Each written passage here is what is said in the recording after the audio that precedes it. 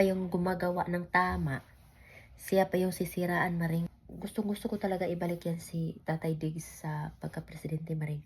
Kasi yan lang naman talaga ang nakapagpalinaw ng ating bansa, Maring.